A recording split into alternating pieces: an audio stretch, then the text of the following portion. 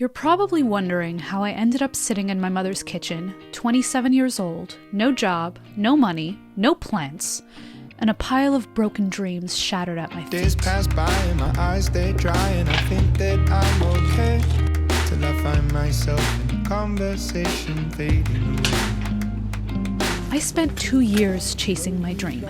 2 years of sleepless nights, living with family to cover rent, subsisting on nothing but dreams and the certainty that one day I'll make it. So I spent 2 years trying to chase my dream. I didn't apply for a job. I thought I would go the Ryan Trahan way, you know? I believe in myself. I see a spark. I know I can succeed. Let me just go all in. And 2 years in, yes, I had some success. I gained some subscribers, but I'm making $100 a month. How many times can you try and not succeed before you realize maybe this isn't for you?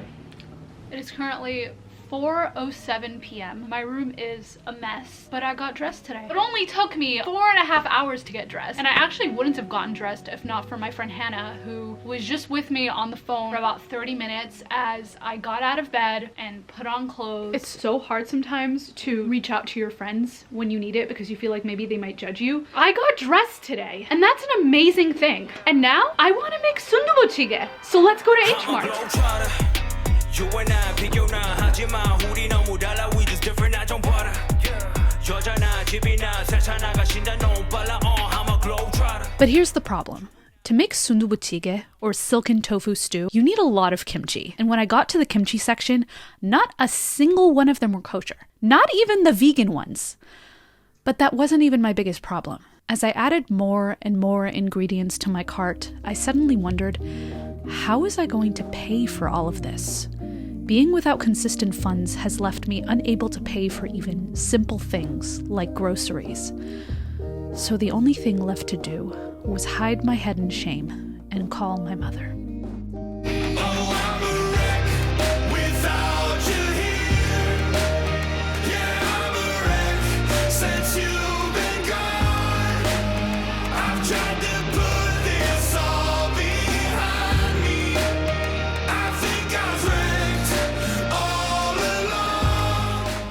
So I'm back from H Mart. In the end, I am making chicken feet.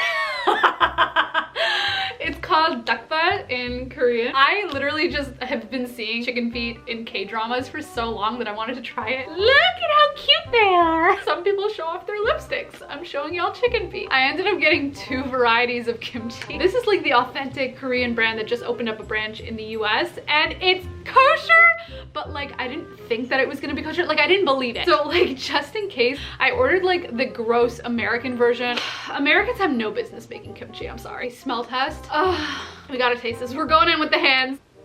I'm going so good. This already has like deep layers of flavor that Mr. Kimchi flavored sauerkraut could never. Is this even a competition? The feeling of being unable to take care of myself at 27 is shameful and soul-crushing. The salt on my wound is seeing how successful my friends are in comparison to me. Everything I've ever dreamed of achieving by 27, that cool New York City apartment choking in plants, the financial freedom, that stinking blue check mark that is now useless, thank you Elon, my friends have already achieved. And I can't help asking myself, what have they done right that I haven't been able to do? I don't actually know if I did this correctly. It said to steam it, so I like put it in boiling water for like a minute, but I don't think that's enough. Now I'm grilling it, and now I'm afraid that I totally messed this. Ema, I'm not even gonna let you try this. That was a lot of work for very mediocre results. Aww, I guess I'm not gonna have the chicken like in Itaewon class. And as I chewed on my disgusting chicken foot, I came to the conclusion that if I wanted to continue building YouTube, I desperately needed a second source of income. I needed to get a job. But in order to overcome my crushing fear of application rejection, I wanted to soak up some safe and calming vibes. So I went to the place where I always felt like anything is possible. The children's section of the LA Public Library. I want to show you some of the children's books that I read growing up in this library. There was a librarian here. Her name was Hillary, and we would just explore and travel. One of the earliest books that I ever read was The Thief Lord by Cornelia Funk. If you like Italy and Venice and masks and carousels, this one's for you. The Nobodies by Anybody. A girl who can like shake things out of books. I've read each Harry Potter over 10 times. And then Narnia. Everybody loves Narnia. But every time I tried to fill out an application, my fingers froze over the keyboard. I hadn't worked a real job or internship since 2019. How would that look on my resume? Would anyone accept me at this point? What if I just ended up failing at everything? Looking around me, I no longer felt like anything was possible. I felt scared and alone and unable to climb out of the rut I had fallen into. I just wanted to burrow deeper into my bed and go to sleep. Today, I forced myself to get out of bed. I threatened and cajoled and bribed my body with the promise of a self-care day just so I could get up. Come on, skinny love, just last the year. Poor little soul, we were never here. When I'm feeling particularly degenerate, I like to go into bookstores and buy sequels of books I'm in the middle of that I'll never read again. It's frivolous and a waste of money and useless for my bookshelf, but the thrill of it feels like happiness. I have chosen this toxic trait, book 2 of The Cruel Prince, so that nobody else in my family can read it. Perfect, thank you so much. And as I sit in this aesthetic coffee shop, screaming inside until I bleed, I watch as LA gets rained on for the first time in years, washing away all the dirt and misery acquired from a collective city of broken dreams. But if LA can get rained on, then I can rise.